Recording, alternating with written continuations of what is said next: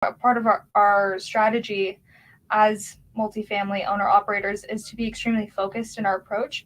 So we don't want to be in a bunch of different markets all over the country. We want to really know and hone in on specific markets. So the majority of our portfolio is in Houston.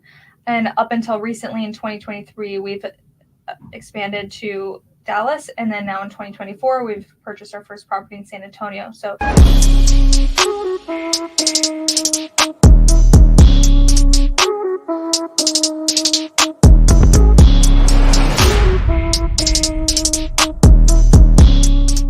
welcome to the Real Estate Reserve Podcast. I'm Jason Balin from Hard Money Bankers. This is Ian Horowitz from Equity Warehouse. If this is your first time tuning in, welcome. We appreciate the support. I promise you, you and we will have a good time together and learn something as well. If you are a returning viewer, follower, listener, thanks so much. Supporter, thanks so much. We appreciate all your support. It means a lot to us. And as always, we try to bring in good guests that are actually doing deals. I think that's important. No gurus, nobody really trying to sell you anything. Guests that are active in the real estate community. Our guest today that Ian's going to introduce here in a second is focused on the multifamily asset class. So something that Ian and I are definitely familiar with, but it's great to get different perspectives from different operators. Yeah, I'm excited for today's topic. But before we bring Dasha on, guys, if you get any value out of this episode, like Jason said, we bring in real people that are doing real deals. Please feel free to share the show, comment. That's the best compliment you can give us. We don't ask for anything in return. So if you're getting value, make sure your friends are getting value too. And feel free to push that out there. So we appreciate you guys. But as Jason said, enough about me and Jason.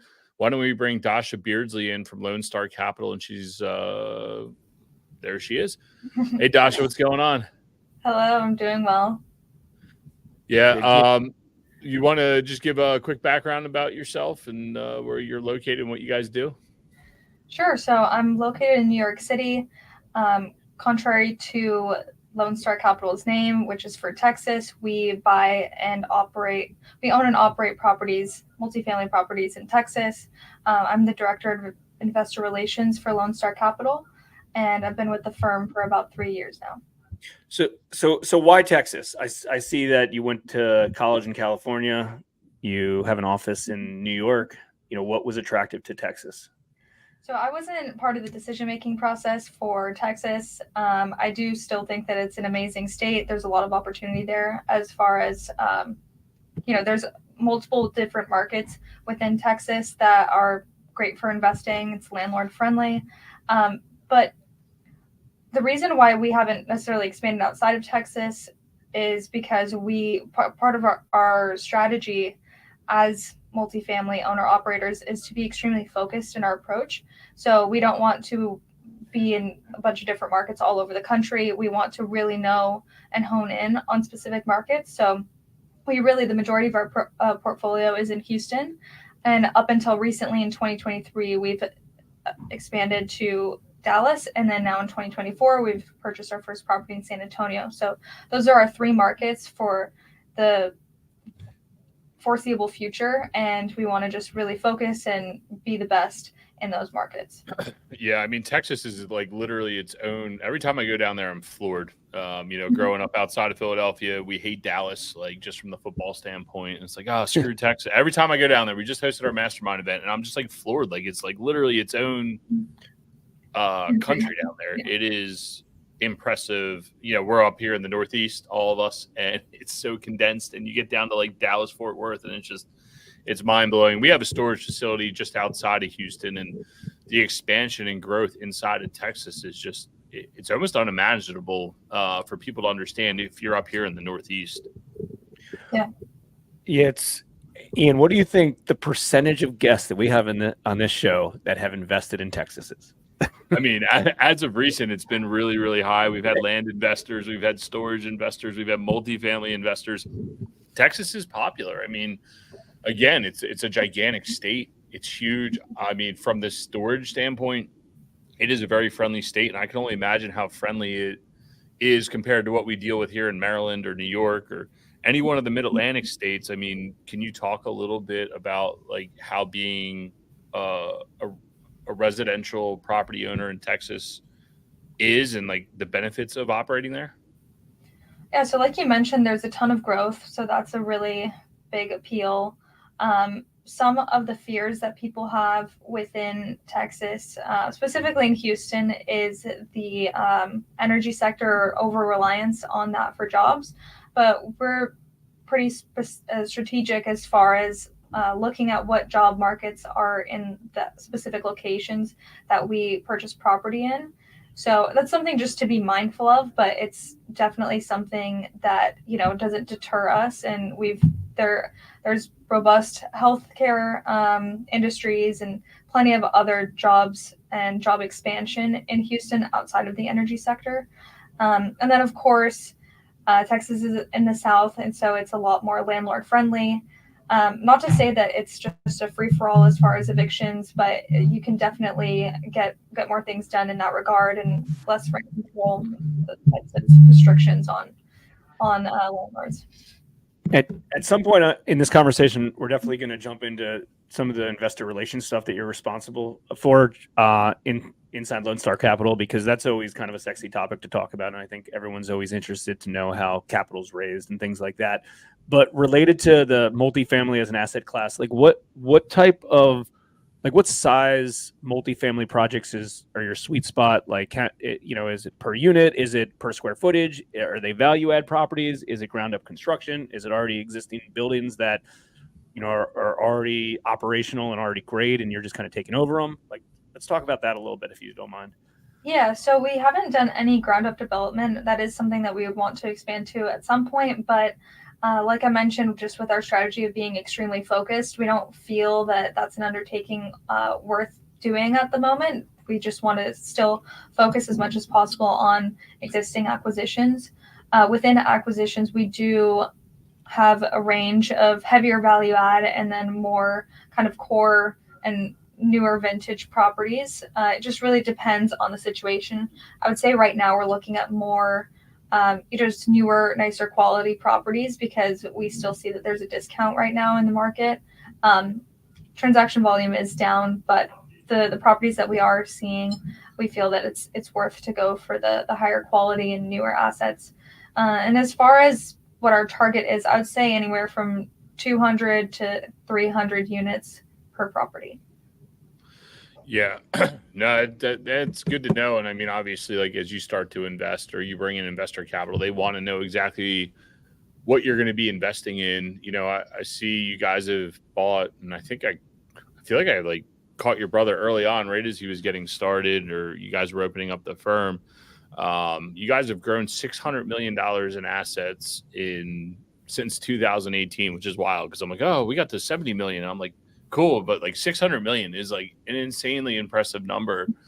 What does that look like from the investor capital side of things? How much capital do you guys raise? Is it coming private equity? Is it coming family and friends? Like, what does that all look like? It's definitely deal dependent. We have, I would say, I don't know if we're super unique in that regard, but I do think that similar firms maybe are a little bit less varied in their equity sources. They focus more on retail or they're more private equity shops, but I would say we have a really wide range of different equity providers that we work with. And I would say for the most part, we do a combination. We do a lot of retail capital, and then like we have our own tranche of smaller investors bringing anywhere from 50,000 to $1 million. And then we have like fund to fund, co-GP, that type of middle-sized check. And then sometimes, depending on the deal, of course, we'll do a JV or have a family office come in for a larger portion of the check. From your standpoint of servicing the investors, which one is your favorite? I could probably guess, but I'll ask you, which one's your favorite capital to deal with? It really, really depends on the individual, I would say, because there, are some larger equity providers that we deal with that are some of my favorite people to work with. So gracious and lovely to deal with. Of course, there's more demands, but that just goes with the amount of capital. So that's, I would say, maybe a little irrelevant And then there's maybe a $50,000 investor that is also super lovely to work with. Or there's a $50,000 investor that is just a nightmare and asks questions each month, same thing over and over again. So I would say, obviously, it really depends on the individual, but I would say probably honestly, retail equity is nice to deal with, just working with kind of everyday people. Yeah, that makes sense. But then the way like you framed up the private equity side of like just being B2B, like you know what you're getting into. Like when we source deals, I like sourcing deals from brokers because it's more B2B than say the retail, going out and finding off market deals, and you got to start the relationship. And while it's really fun, you're building rapport and I can build a rapport instantly with a broker. So I can see how both sides of it could work. Yeah, for sure. It's a little bit more pointed of conversations, I would say, when you're working with fund to fund, co-GP, and up. Yeah, direct. What size, just for context, what size is your average deal? Like between, for the entire capital stack? Like, so the purchase price, I would say, usually around 30 million, something like that. It depends. We just closed our largest deal ever, which is a 3-property portfolio, which was 105 million. So that was by far our largest acquisition, which was really exciting. So I would say our equity that we have to raise for each deal is around 12 million, around that mark. It's not bad. Yeah, that's not bad. Okay, so that gives some context. And when you're raising equity for these particular deals, just for folks that are kind of tuning in, are you waiting until you have everything kind of in place, and then you're going out to do the raise, or are you trying to get soft commitments up front, being like, hey, we have this property, we should be taking it down, whatever, in 6 months, let's get started now before it's a definite, or are you prepping decks and things like that up front just to have everything kind of ready, and then it's like, hey, full on capital raise for the next 30 days? Yeah, so I would say we have a structure and a process for each deal, and it might look a little bit different, but we do an early reach out to more of our JV partners, private equity, larger equity, as well as fund of fund and co-GP. We do that as soon as possible. And so we do that usually after we get an LOI accepted. Then basically once we have the purchase, the PSA signed, we go full-fledged capital raising to everyone. But yeah, I would say like we definitely don't reach out to our smaller retail investors before they have a deck. Like they're not going to want to, there's no point in really discussing before there's the deck. They usually rely on that for all of their information. And I would say as far as when we reach out on that preliminary list, we make a quick memo to talk about the story, high level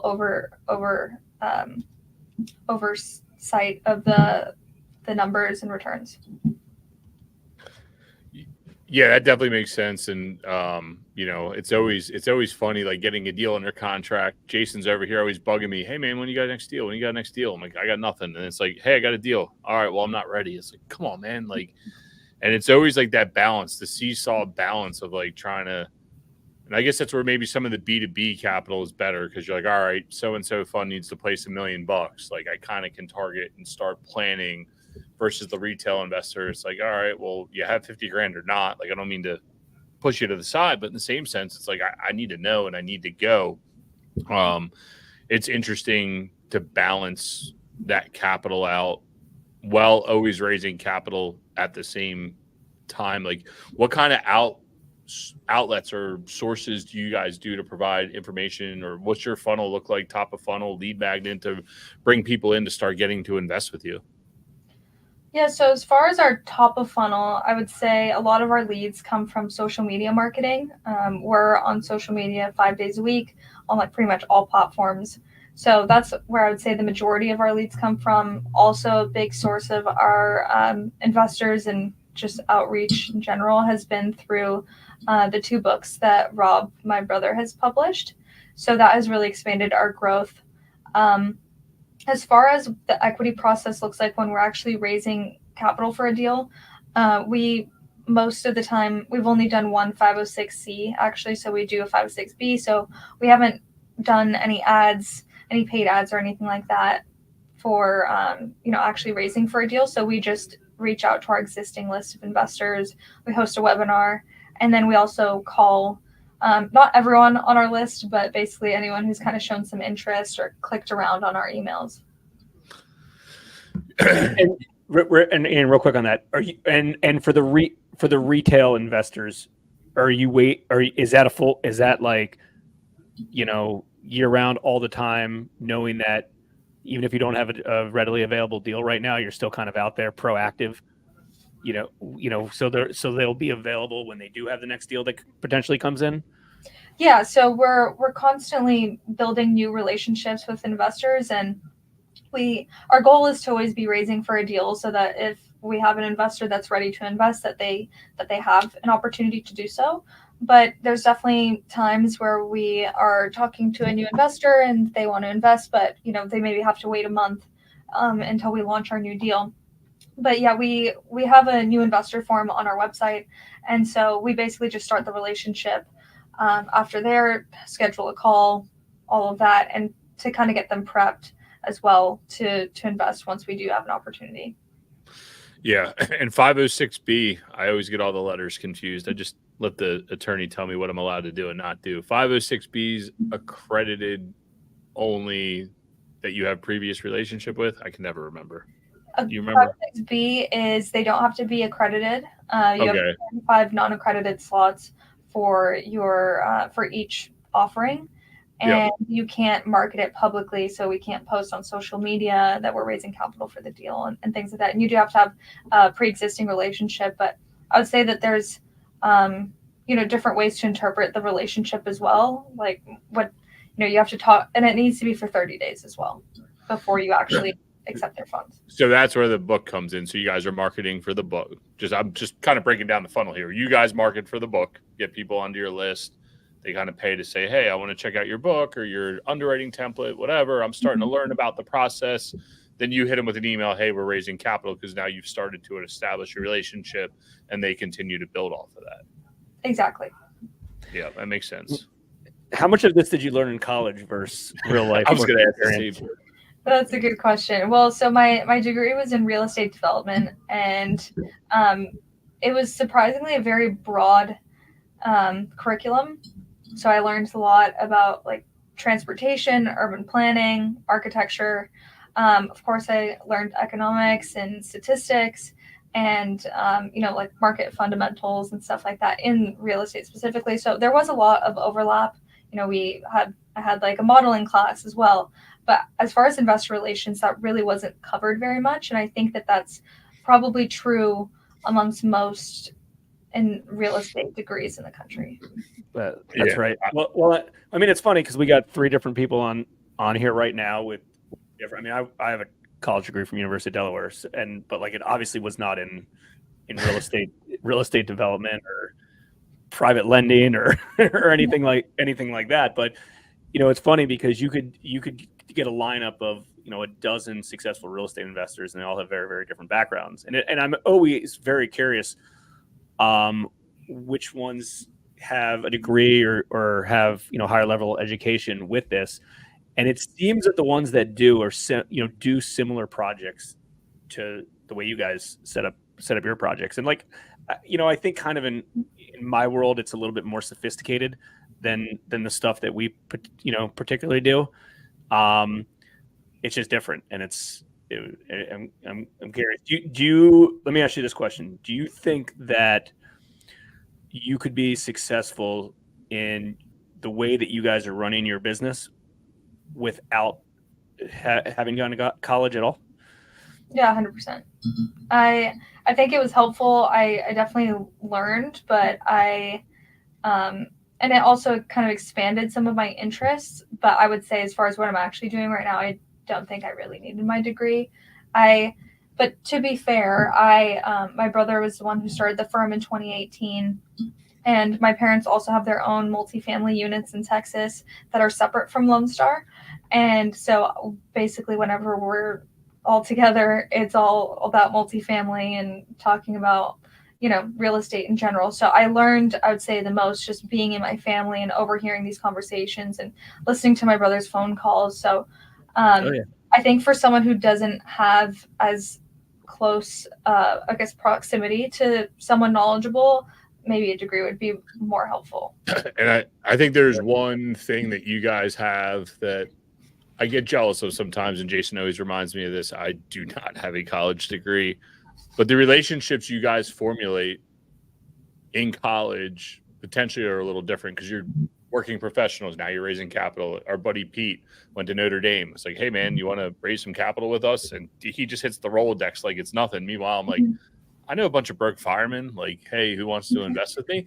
But, everybody has their place in the marketplace. I like helping first responders that are well off to invest in real estate the same way that, you guys have different Rolodexes than I do. And I resonate with them. And I doubt that maybe you resonate with them. And I think that's what makes the world go round. And that is the one thing that I would say that you guys get on that side is that relationship and being exposed to a different group of people by going out and putting yourself in the college world. I'm just not a college goer.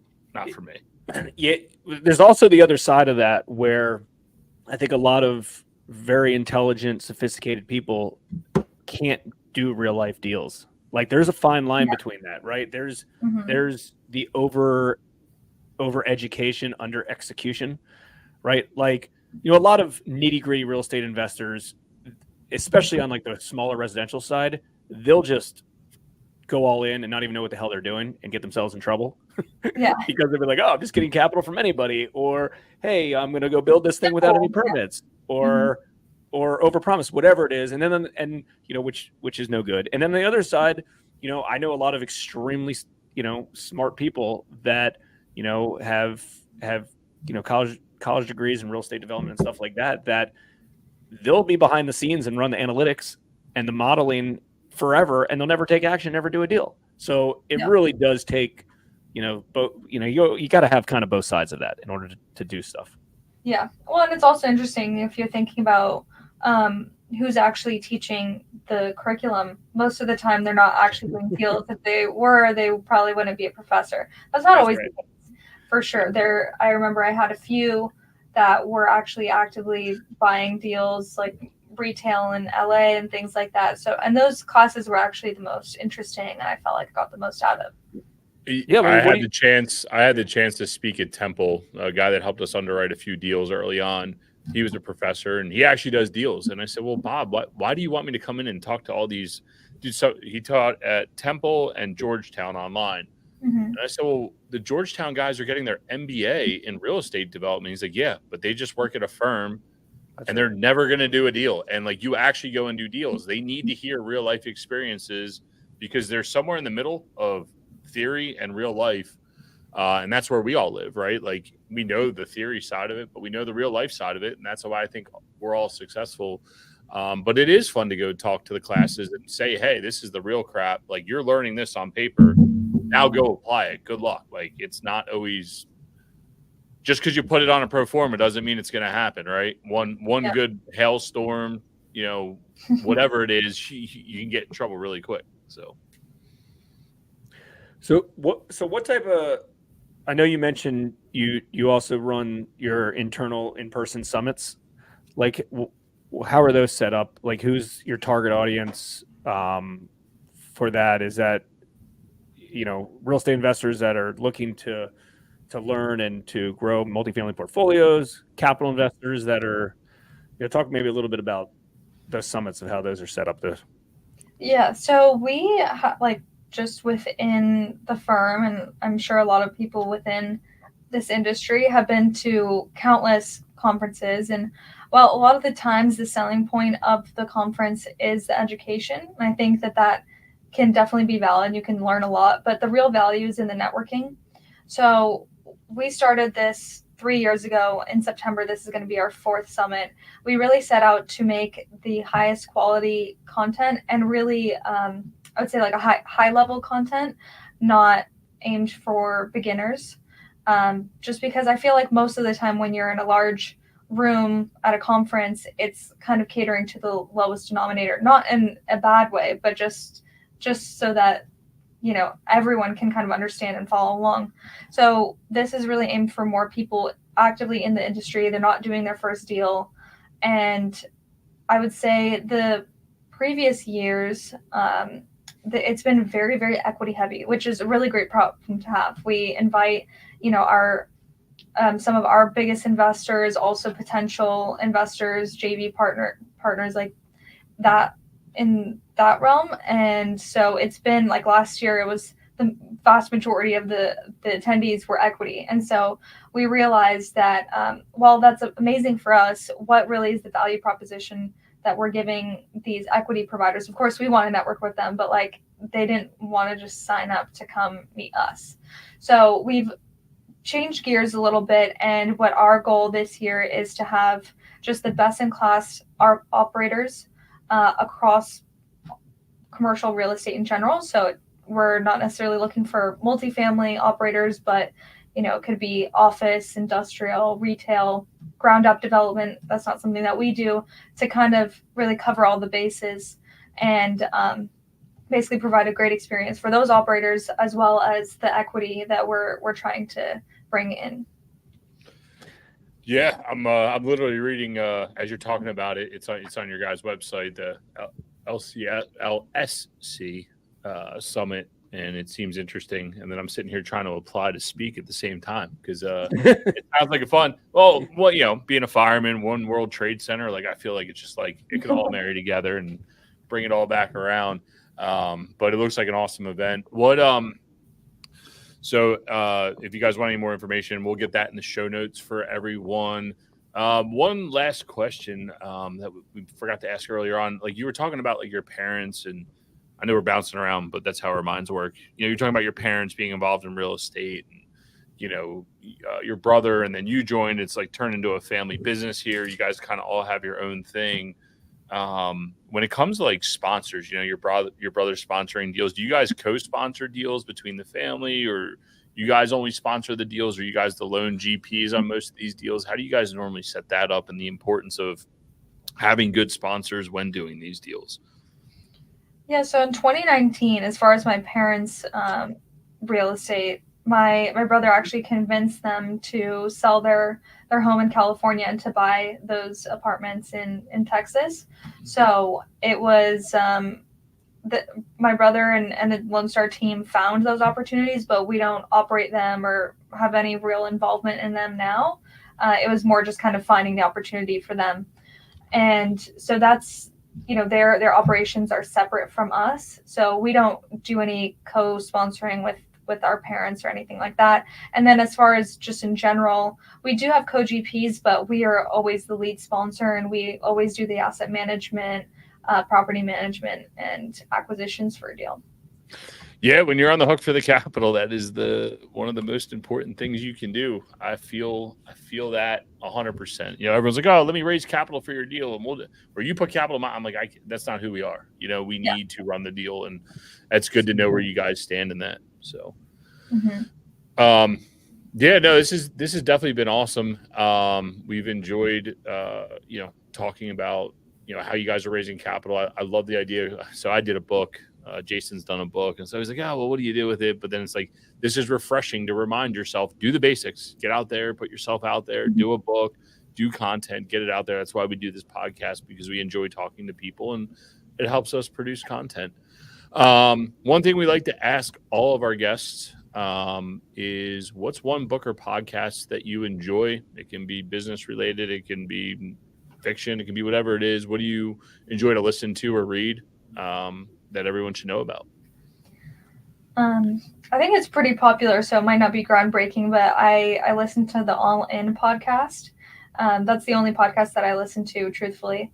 So yeah, that one's really interesting. It's basically venture capital startup tech guys in Silicon Valley, which is where I'm from. So it's really interesting kind of actually getting to understand a little bit more about the world that I grew up in, but didn't really understand growing up there. So they cover a wide basis of topics, and it's just really interesting hearing them talk about it.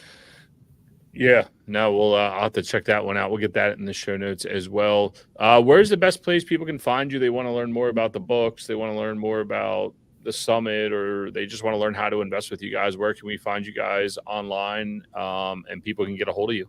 Yeah, all of that is on our website, which is lscre.com. So we have our new investor form there. We have links to the books. We have the download link to the underwriting model, and our contact information as well. So it's all there. Cool. Well, we'll get that in the show notes for everyone. We appreciate you coming on. And guys, like we said, if you get any value out of this, please feel free to share it, and we'll catch you guys on the next one. Thanks for tuning in to the Real Estate Reserve Podcast.